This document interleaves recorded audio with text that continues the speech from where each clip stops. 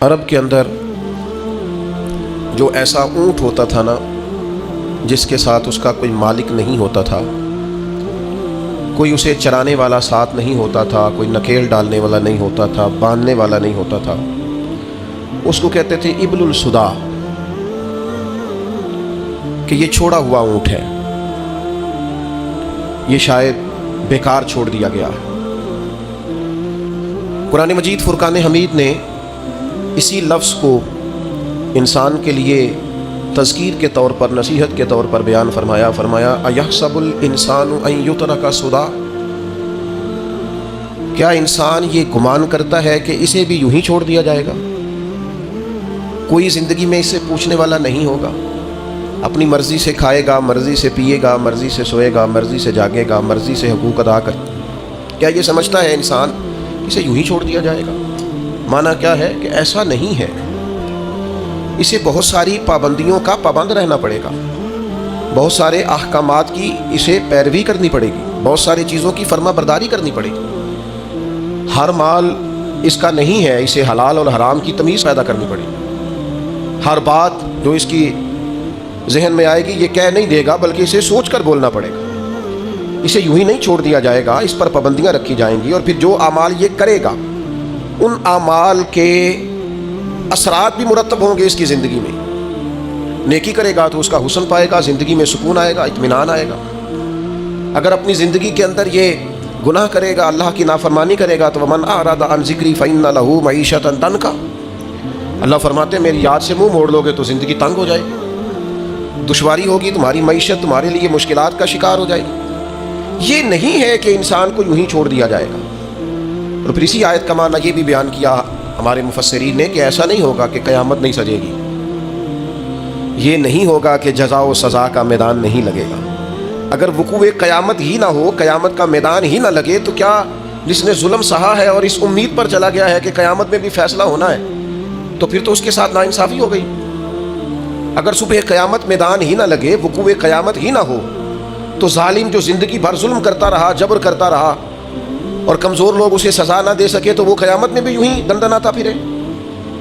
قیامت کے میدان کا لگنا، جزا اور سزا کا ہونا، یہ عقلاً بھی ضروری ہے، نقلاً بھی ضروری۔ صبح قیامت جب اللہ کی بارگاہ میں لوگ کھڑے کیے جائیں گے تو اس موقع پر جزا و سزا کا تصور اور عقیدہ اسلام کا بنیادی عقیدہ ہے۔ جو بندہ یہ کہے کہ میں قیامت یا آخرت کو نہیں مانتا، وہ بندہ مسلمان نہیں ہے۔ اللہ کو ماننے کے ساتھ ساتھ، رسول اللہ صلی اللہ تعالیٰ علیہ وسلم کو ماننے کے ساتھ ساتھ آخرت پر یقین رکھنا اسلام کا بنیادی عقیدہ ہے، اور یہ وہ عقیدہ ہے جو انسان کی زندگی میں انقلاب پیدا کر دیتا ہے۔ جس بندے کو تصور ہونا کہ مجھے کھڑا کیا جائے گا، مجھ سے باز پرس ہوگی، مجھ سے حساب لیا جائے گا، مجھ پر، وہ ایک دانشور نے لکھا ہے کہ ایک مالک کا اپنے ملازم پر بہت زیادہ اعتبار ہو گیا تھا، تو اس نے پھر اس سے نہ پوچھنا چھوڑ دیا کہ آج کتنی آمدن ہوئی ہے، کتنی بچت ہوئی ہے، کتنے اخراجات ہوئے ہیں۔ تو وہ جو اس کا ملازم تھا وہ بڑا نیک آدمی تھا، اس نے ایک دن کہا کہ صاحب وہ آپ پوچھا کرتے تھے ہر شام کو کہ آج کیا کمایا، کیا خرچ کیا، اور ہمارے پاس نتیجتاً آمدن کیا رہی اور نفع کیا رہا، تو آپ پوچھ نہیں رہے۔ اس نے کہا یار سالوں گزر گئے، اب میرا بڑا اعتبار ہے تیرے اوپر، اب میرا بڑا یقین ہو گیا ہے، لہٰذا میں اب سمجھتا ہوں کہ کوئی ضرورت نہیں ہے۔ تو کہتے ہیں وہ کرسی سے اٹھ کے اس کے پیروں میں بیٹھ گیا۔ اس نے کہا مہربانی کر، میرے اوپر اعتبار نہ کر۔ کیا مطلب؟ کہنے لگے یہ تو میرے اوپر اعتبار کر کے مجھے میرے نفس کے حوالے کرنا چاہتا ہے، تو مجھے میری خواہشات کے سپرد کرنا چاہتا ہے کہ میں جو میرے من میں آئے کروں۔ مجھ سے پوچھا کر، کوئی پوچھنے والا ہونا تو انسان اعتدال میں رہتا ہے۔ مجھ سے سوال جواب کیا کر، کوئی سوال جواب کرنے والا ہو تو انسان کو تصور رہتا ہے۔ مجھے میرے نفس کے سپرد نہ کر، ورنہ یہ تو مجھے گمراہ کر دے گا، یہ تو خواہشات کا فتنہ ہے جو مجھے الجھا ڈالے۔ میرے عزیز یاد رکھیے گا، اگر کوئی پوچھنے والا نہیں ہوتا، اگر سوال جواب نہیں ہوتے، اگر بات چیت نہیں ہوتی، تو بہت سارے لوگ ایسے ہیں جو ٹھیک ہوتے ہیں پر بگڑ جاتے ہیں۔ آپ نے جس آدمی کو گلے پہ بٹھایا ہے اور پھر آپ نے پوچھا نہیں ہے، چلیں آپ نے اعتبار ہی کیا ہوگا، لیکن جو اس بندے کا آپ نے نقصان کیا اسے فتنے میں ڈالا ہے، دنیا اور آخرت تباہ کر دی اس کی۔ آپ کو چاہیے تھا باز پرس کرتے، خیال کرتے، سوال اٹھاتے، پوچھتے یہ کیا ہوا۔ وقتی طور پر یہ چیز بری لگتی ہے لیکن یہ بڑی فائدہ مند ہوتی ہے، اس کے اندر بڑی ساری چیزیں پنہا ہیں۔ قیامت کے دن اللہ تعالیٰ اپنے بندوں سے سوال پوچھے گا، اور قربان جائیں میرے نبی پاک علیہ السلام نے فرمایا ہاں وہ پوچھے گا، اور جب تک 5 چیزوں کا تم جواب نہیں دو گے تمہیں قدم نہیں اٹھانے دے گا۔ یا رسول اللہ کون کون سی 5 چیزیں؟ فرمایا اللہ پوچھے گا تم سے، بتاؤ عمر کہاں گزاری، بولو میں نے زندگی دی، صحت دی، عافیت دی، کہاں کہاں بتا کے آئے وقت۔ اور اسی پر دوسرا سوال یہ کرے گا مالک کہ عمر کا بہترین حصہ تھا جوانی کا، جب تھکاوٹیں نہیں ہوتی تھی، جب کھڑا رہا جا سکتا تھا، محنت مشقت جد و جہد ہو سکتی، وہ بہترین حصہ جوانی کا کہاں گزارا۔ تیسرا سوال مالک کرے گا بتاؤ نا مال کہاں سے کمایا۔ اور چوتھا سوال یہ تھا کمانے کے بعد بھی مالک تم نہیں تھے، گویا دیا تو میں نہیں تھا نا، تو بتاؤ پھر لگایا کہاں پہ تھا، خرچ کہاں پہ کیا۔ ثم لتسألن یومئذ عن النعیم، ایک ایک نعمت کے بارے میں اللہ پوچھے گا۔ اور 5واں سوال اللہ پوچھے گا بتاؤ جو تم جانتے تھے تم نے اس پر عمل کتنا کیا، جس کا تمہیں پتا تھا، جس کا تمہیں شعور تھا اس پر تو اللہ سوال پوچھے گا۔ اب یہ کیوں سوال ہوں گے وقوع قیامت میں؟ یہ کیوں پوچھا جائے گا کہ قیامت کے دن کی جزا سزا کا خوف ہو بندے پر۔ اسلام ویسے اپنے ماننے والوں کو بے خوف رکھتا ہے، لا خوف علیہم ولا ہم یحزنون، اللہ کے دوستوں کو خوف غم نہیں ہوتا۔ ایک غم تم اپنے اندر رکھو کہ تمہیں قیامت کے دن پوچھا جائے گا، اس کا خوف پیدا کرو۔ اور یہ خوف مالک کو اتنا پسند ہے، فرمایا وَلِمَنْ خَافَ مَقَامَ رَبِّهِ جَنَّتَانِ، جو اللہ کے سامنے کھڑے ہونے سے ڈرے گا اللہ اسے 2 جنتیں عطا فرمائے گا۔ اس دن کا خوف اپنے دل میں پیدا کر کے تجھے کھڑا کیا جائے گا، تجھے پوچھا جائے گا، تیرے سے سوال کیا جائے گا، تجھے جواب دینا ہے۔ تیری طبیعت کے اندر ہمارے ہاں ہوا یہ ہے کہ کچھ لوگوں نے لوگوں کو بے خوف کر دیا ہے۔ امام غزالی رحمۃ اللہ تعالیٰ علیہ فرمایا کرتے تھے جس قوم کے اندر ایسا واعظ، ایسا عالم، ایسا خطیب، ایسا شخص موجود ہونا جو لوگوں سے کچھ بھی نہیں ہونا، بے فکر ہو جاؤ، جہاں ایسا آدمی موجود ہو وہاں شیطان کی ضرورت نہیں ہوتی۔ وہ تو خود لوگوں کو وسوسوں میں ڈال رہا ہے، وہ تیرے دل کے اندر خوف پیدا کرے، وہی ہے تیرے زمانے کا امام برحق جو تجھے حاضر و موجود سے بیزار کرے، وہ تجھے بتایا کہ قیامت میں حساب دینا ہے۔ عجیب بات ہے نا، لوگ کہتے ہیں ہمارے پیر صاحب نے کہا خیر صلاح ہے، تو میں کہتا ہوں تمہارے پیر صاحب نے خیر صلاح اگر اللہ کی رحمت پہ امید کرتے ہوئے کہی ہے تو انکار نہیں کرتے، ٹھیک کہا ہوگا، پر تمہارے پیر صاحب نے کہا خیر ہے کچھ بھی نہیں ہونا، تو نبی پاک نے تو اتنا ڈرایا صحابہ کو کہ وہ کانپا کرتے تھے، ان کے تو رونگٹے کھڑے رہتے تھے۔ رحمت للعالمین محبوب کے پاس بیٹھنے والے حضرت انس بن مالک رضی اللہ تعالیٰ عنہ ایک دن بیٹھے تھے لوگوں کے بیچ، تو اچانک اندھیرا، تفاتن اچانک اندھیرا چھا گیا۔ تو ایک شخص نے کہا جب حضور کے زمانے میں ایسا ہوتا تھا تو آپ کیا کرتے تھے؟ فرماتے اگر تھوڑا بھی اندھیرا ہوتا نا تو ہم کانپنے لگتے، ہمیں ڈر لگتا تھا کہیں قیامت تو نہیں آ گئی، تو پھر ہم فٹافٹ مسجد کو دوڑ جایا کرتے تھے، جا کے نفلوں کی نیت مان لیتے تھے، سجدوں میں گر جاتے تھے۔ ان کو تو خوف تھا، وہ تو ڈر رہے تھے۔ سیدہ طیبہ طاہرہ حضرت عائشہ صدیقہ فرماتی ہیں حضور دعا مانگ رہے تھے اللہم حاسبنی حسابا یسیرا، تعلیم امت کے لیے، ہمیں سمجھانے کے لیے۔ کریم کہتے ہیں اے اللہ مجھ سے جب تو قیامت والے دن حساب لینا تو ذرا آسان کر کے لینا۔ فرماتی ہیں میں تڑپ گئی، میں نے کہا یا رسول اللہ آسان حساب کس کا ہوگا؟ تو حضور فرمانے لگے عائشہ آسان حساب اس کا ہوگا جس سے اللہ تعالیٰ اپنے فضل سے، کرم سے، اپنے کرم سے اللہ نظر فرمائے اور کہے جا تیرے لیے جنت ہے۔ ورنہ فرمایا جس سے اس نے پوچھ لیا نا، جس سے مناقشہ ہوا، جس سے بات ہوئی، جس سے سوال ہوا، جس سے کھڑا کیا گیا، اس کے لیے بڑا مشکل ہے۔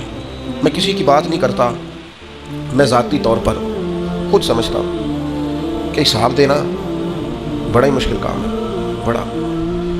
کبھی 2-4 ہزار ابا جی دیتے تھے اور کہتے تھے 2-4 چیزیں گھر کی سودے کی لے آؤ، اور وہ جب بعد میں حساب پوچھتے تھے دیا نہیں جاتا تھا۔ کتنے کے پیاز لائے ہو ابا جی؟ وہ 200 روپے کے، تو تو نے بحث کیوں نہیں کی؟ حساب مشکل ہو جاتا تھا۔ کبھی کبھی پوچھ لیتے تھے نا حساب استاد صاحب کہ آؤ نا آج ٹیسٹ دینا ہے جو تم نے پڑھا ہے، رات نیند کوئی نہیں آتی تھی، سویرے ٹیسٹ ہے، بچوں کو کھانا نہیں گزرتا، سویرے امتحان ہے، پرچہ ہے، جس دن صبح نتیجہ نکلنا ہوتا ہے کیا ہو جائے گا، کھا جائے گا کوئی فیل ہو گئے تو دنیا چھوڑنی پڑے گی۔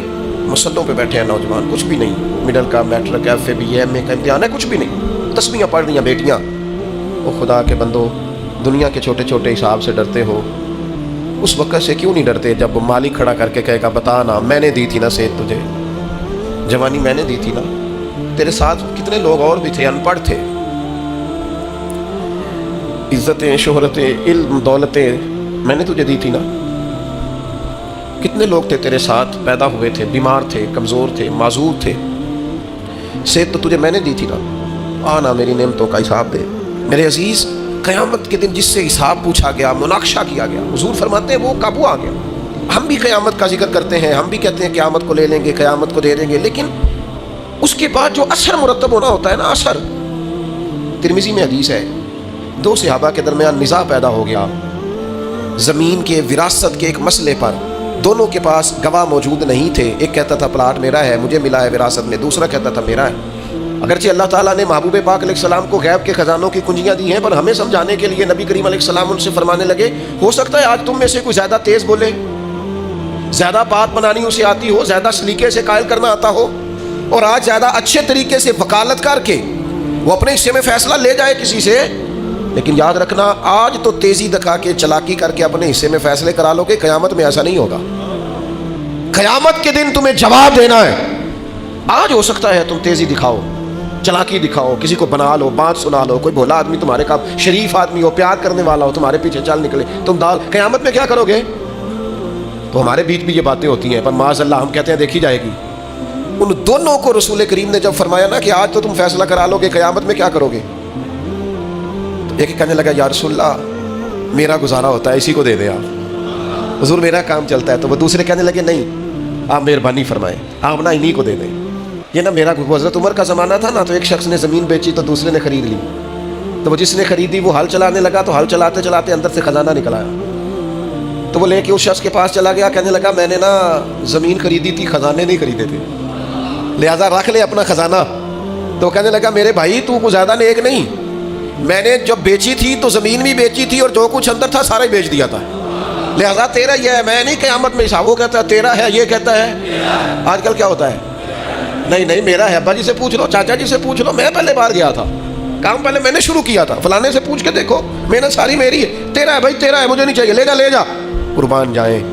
ये दुनिया में वो रोशन सितारे हैं जिनमें नूर मोहम्मद अरबी ने अता फरमाया सल्लल्लाहु ताला अलैहि, ले जा भाई तेरा है। अब वो फैसला हज़रत उबई बिन काब के पास गया, फैसला उन्होंने बड़ा अनोखा किया। वो कहने लगे जी मैंने देखे जी, मैंने ज़मीन खरीदी थी, अंदर ख़जाना तो नहीं ना खरीदा था, इसे कहे रखे अपना ख़जाना। तो वो कहने लगा जी मैंने बेच दी तो ख़जाना भी इसी का है।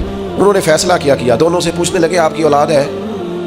एक ने कहा मेरा बेटा है, दूसरे ने कहा मेरी बेटी है। फरमाया दोनों का निकाह करके ख़जाना दोनों को दे दो, उनके हवाले कर दो बच्चों के, तुम दोनों। जब वक़ूए क़यामत का ख्याल होता है ना, अल्लाह की बारगाह में हाजिर होना है, जब सुबह क़यामत का तसव्वुर, और सारी रात ये सोच आती है कि सुबह माल कैसे ज़्यादा करना है और कैसे जमा करना है, और अल्लाह फरमाता है कि गिन गिन के रखते हो रात को, वैलुल लिकुल्लि हुमज़तिल लुमज़ा अल्लज़ी जमा मालन वअद्ददा। रात गिन गिन के रखता है, 1000 वाले लहदा, 500 वाले, 5000 वाले लहदा लहदा। अल्लाह कहता है गिन गिन के रखता है, तू जमा कर करके रखता है, पता है मालिक को। और मेरे भाई जिस तरह तू ये सोचता है सुबह पैसे ज़्यादा करने, ये क्यों नहीं सोचता क़यामत में हिसाब भी देना है, अल्लाह की बारगाह में हाजिर भी होना है। हज़रत अब्दुर्रहमान इब्न औफ सहाबा में सबसे अमीर आदमी थे,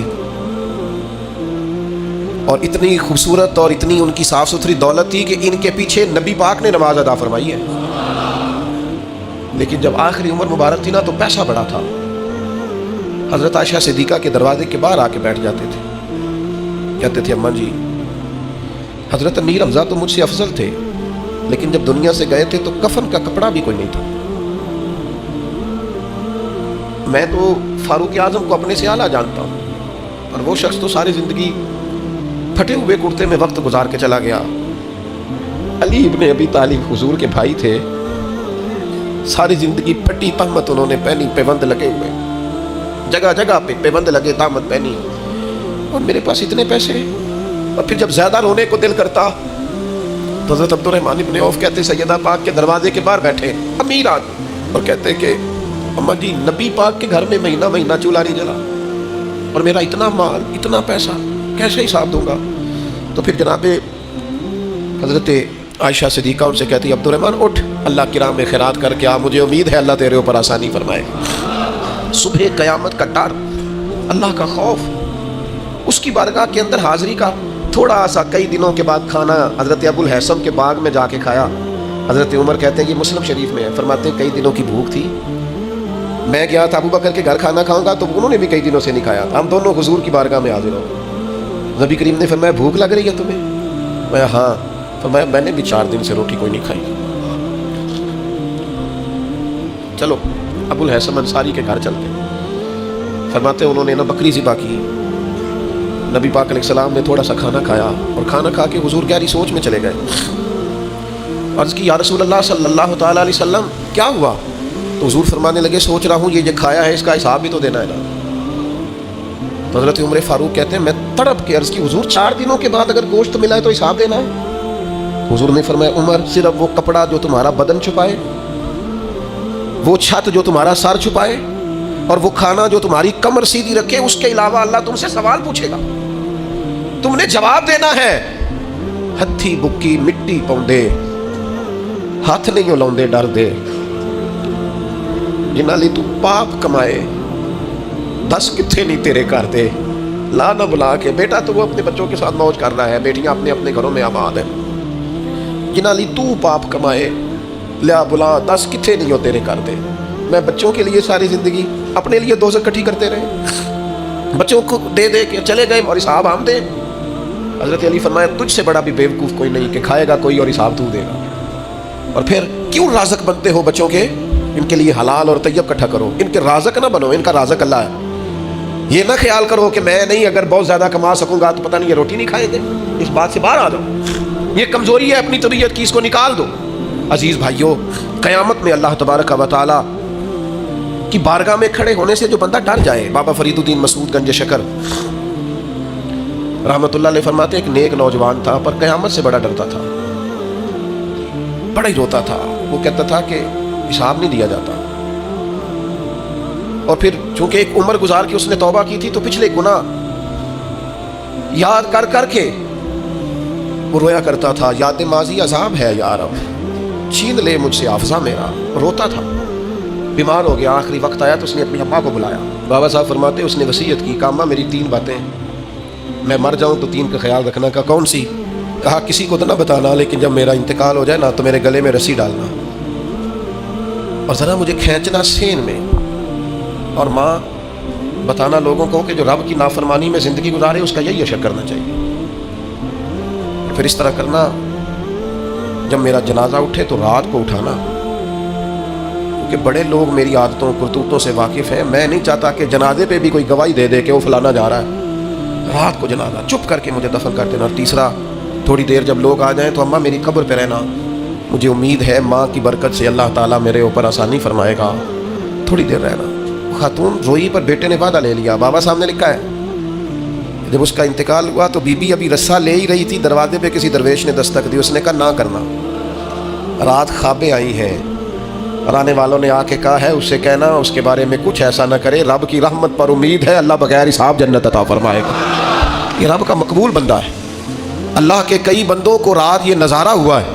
یہ خوف اگر پیدا ہو جائے قیامت کا کہ اللہ کے حضور حاضر ہونا ہے، یہ اگر تصور جاگ اسی ہو جائے، آپ کہیں کہ اس طرح کرنا درست ہے، تو بخاری میں حدیث ہے نبی کریم علیہ السلام نے فرمایا اللہ کے ایک بندے نے نا وصیت کر دی تھی. ایک بندے نے وصیت کی تھی اپنے بچوں سے. اس نے کہا تھا یار میں بڑا گناہ گار ہوں، قیامت کے دن میں سامنا نہیں کر سکتا. اس طرح کرنا جب میں مر جاؤں نا مجھے جلا دینا. یہ بخاری میں حدیث ہے. اور جلا کے میری خاک اڑا دینا. میں جل جاؤں گا پر میں حساب پتہ سارا ہے سردار دو کی تیاں دا من نانم کہ من دانم. ساری زندگی گزر گئی لوگوں کا حساب کرتے، فلانا اس طرح کا ہے فلانا، اور لوگوں کا تو تجھے صرف شک ہے، اپنا تو پاک ہے. پکی بات چھپاتا ہے. کچھ لوگ کہتے ہیں جی وہ میں نہیں ہمیشہ سچ بولتا ہوں. اپنے بارے میں بولنا سچ، ہمت کرنا، جرت کا مظاہرہ کر، اپنے بارے میں سچ بول. بتا کہاں کہاں کرتوت کیے، کہاں کہاں جبر کیے، کہاں کہاں ظلم کیے، کہاں کہاں دوسروں کے بارے میں سچ بولتا ہے. یہ کس نے اجازت دی؟ اپنے بارے میں سچ بول، اپنے بارے میں بتا، اپنا اپنا حساب کر. حضرت ابراہیم ابن ادم رحمۃ اللہ تعالیٰ علیہ مریدوں کے ساتھ گزر رہے تھے تو اوپر سے کسی بندے نے خاک ڈالی. تو مرید دوڑ پڑے، کہنے لگے ہم انہیں پکڑیں گے. تو حضرت صاحب فرمانے لگے کچھ نہ کہنا. حضور کیوں؟ فرمانے لگے میں کوئی شے بھی نہیں، اور اگر تم مجھ سے میرے عمل پوچھو تو اس نے خاک ڈالی ہے، میں اس قابل ہوں مجھ پر آگ ڈالی جائے. اور یہ عاجزی کے لیے نہیں کہا انہوں نے. ان کا حال یہاں تو چھوٹے چھوٹے لوگ میری طرح کے بن کے بیٹھ گئے. یہ انداز، یہ آنا، یہ جانا، یہ نصیحتیں کرنا، یہ کرو فر، یہ ترے، یہ کیا بات ہے؟ سوچتے ہی نہیں تھوڑی دیر کے لیے بھی. حضور فرماتے ہیں اس نے وصیت کی کہ مجھے جلا دینا، میری خاک بہا دینا، مجھے ڈر آتا ہے، میں نہیں مالک کا سامنا کر سکتا. اللہ کے حبیب فرماتے ہیں اس کے بچوں نے یوں ہی کیا، جلا دیا. یا رسول اللہ پھر کیا ہوا؟ فرمایا قیامت کے دن اللہ تعالیٰ زمین کے ذروں کو حکم دے گا، وہ اس کے وجود کو اکٹھا کریں گے. وہ جس نے پہلے اسے بنایا تھا وہ دوبارہ بنائے گا، سامنے کھڑا کرے گا، فرمائے گا یہ تو نے کیا وصیت کی. اگرچہ یہ وصیت آج کرنا جائز نہیں، آج جائز نہیں، لیکن حضور نصیحت کے لیے بیان کرتے ہیں. فرمایا اس نے وصیت کی. اللہ تبارک و تعالیٰ اس سے پوچھے گا یہ تو نے کیوں کی؟ حالانکہ اللہ جانتا ہے. تو عرض کرے گا مالک میں ڈر گیا تھا، میں تو دنیا میں حساب نہیں دے سکتا تھا، قیامت میں کیسے دیتا. اللہ فرشتوں سے فرمائے گا یہ سچ کہتا ہے، اس نے واقعی یہ ڈر کر بات کی تھی، گواہ ہو جاؤ میں نے اس کے سارے گناہ معاف فرما دیے. اپنی طبیعت میں خوف خدا پیدا کریں. حضرت عمر کہا کرتے تھے اپنا حساب کر لو اس سے پہلے کہ اللہ تمہارا حساب کرے. میں آپ کو ذمہ داری سے، تجربے سے، جتنا مجھے قرآن و حدیث آتا ہے پڑھ کے بتاتا ہوں. جو جرم آپ نے کیے، میں نے کیے، ان کا حساب ہم نے دینا ہے، ہماری اولاد نے. بچوں کو پتہ ہے کہ ابا نے حلال کمایا کہ حرام کمایا، ان بیچاروں کو کیا پتہ. یہ ہماری ذمہ داریاں ہیں. صبح قیامت جو عروج پائے، جو کمالات پائے، وہ کس نگر پہ پائے، وہ ہم نے حساب دینا ہے. آنکھیں بند کر کے زندگی نہ گزارو. اب تو آنکھیں کھلنے کا ٹائم آیا ہے. جاگتی آنکھوں سے اپنا محاسبہ کرو. لوگوں پر تبصرہ کرتے وقت ہم بھول جاتے ہیں کہ ہمارے اپنے حالات کتنے خطرناک ہیں. ساری زندگی دنیا میں سیٹ ہونے کی کوشش کرتے رہے، سیٹ ہو جاؤں، سیٹ ہو جاؤں. پتہ بندہ سیٹ کب ہوتا ہے؟ جب قبر میں اتارتے ہیں نا اسے، منہ کعبے کی طرف کرتے ہیں، اس کے گلے میں وہ جو سینہ بند ہوتا ہے اسے کھولتے ہیں، تو اوپر کھڑا ایک بندہ کہتا ہے تھوڑا سا منہ اور کرو کعبے کی طرف. تو وہ تھوڑا سا منہ اور کرتا ہے تو پھر ایک آواز آتی ہے اب سیٹ ہو گیا ہے، اب سیٹ ہو گیا. یہاں جا کے سیٹ ہونا ہے، اس سے پہلے سیٹ ہونے والا کوئی معاملہ یہ ہے تمہارا سیٹ ہونا. خدا کے بندو آؤ، ساری زندگی دوسروں سے باتیں کی، دو باتیں اپنے آپ سے نہ کریں، اپنا حساب نہ کریں، اپنے معاملات کا جائزہ نہ لیں.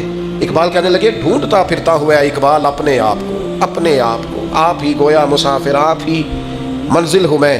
یہ جو خود احتسابی ہے، سیلف ٹرائل، خود احتسابی، اس پر تھوڑا کام نہ کریں. اقبال دوسرے مقام پہ کہتے ہیں اپنے من میں ڈوب کر پا جا سراغ زندگی، تو اگر میرا نہیں بنتا نہ بن اپنا تو بن. اپنی غلطیاں نہ ٹٹولے، اپنے ساتھ گفتگو نہ کریں. جو اللہ کی بارگاہ میں کھڑے ہونے سے ڈرے گا اللہ تعالیٰ اسے 2 جنتیں عطا کرے گا. شرط یہ ہے کہ ڈرے اللہ سے.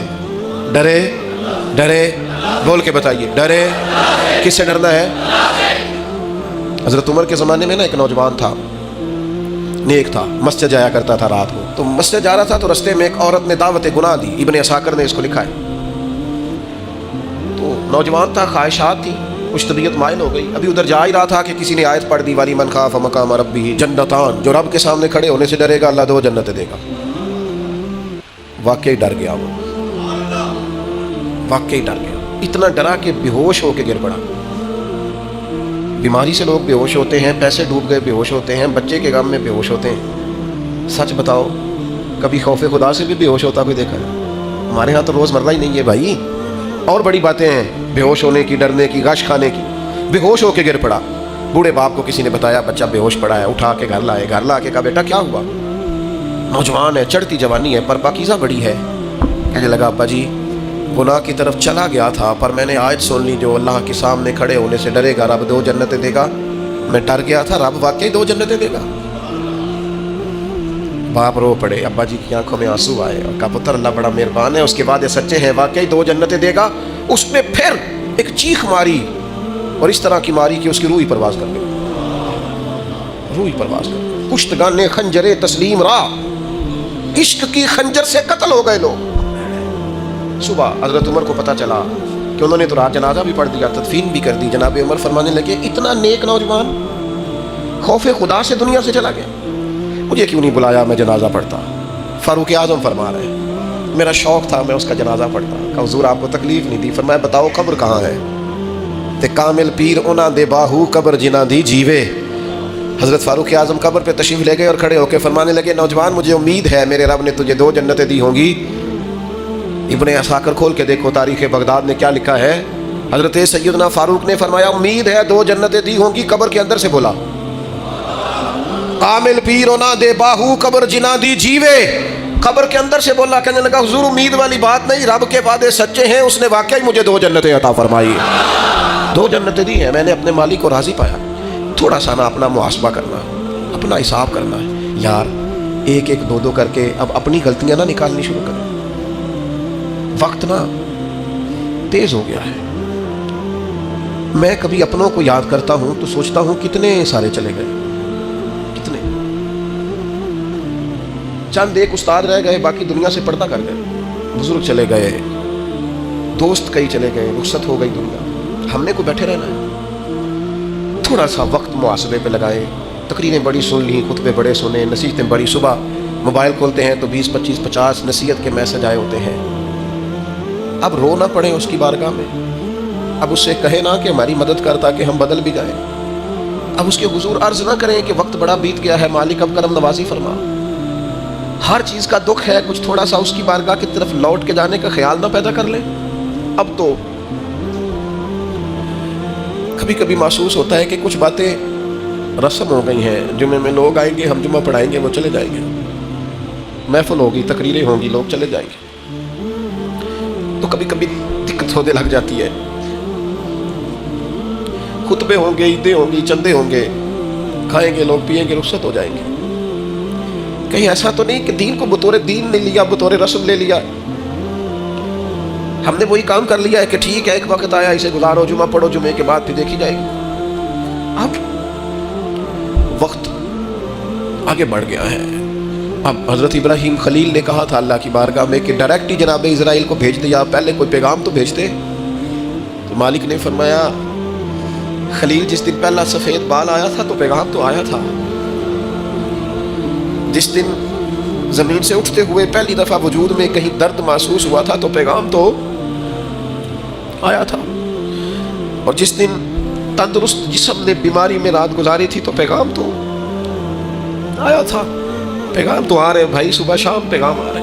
اور حضرت داؤد طائی فرمایا کرتے تھے جس دن تو کندھوں پہ دادی اور دادے کے جنازے اٹھا کے لے گیا تھا، تجھے یاد نہیں تھا کہ کبھی ان کندھوں پہ تجھے بھی اٹھایا جائے گا۔ نانی، نانا، چاچو، ماموں، ماں، باپ،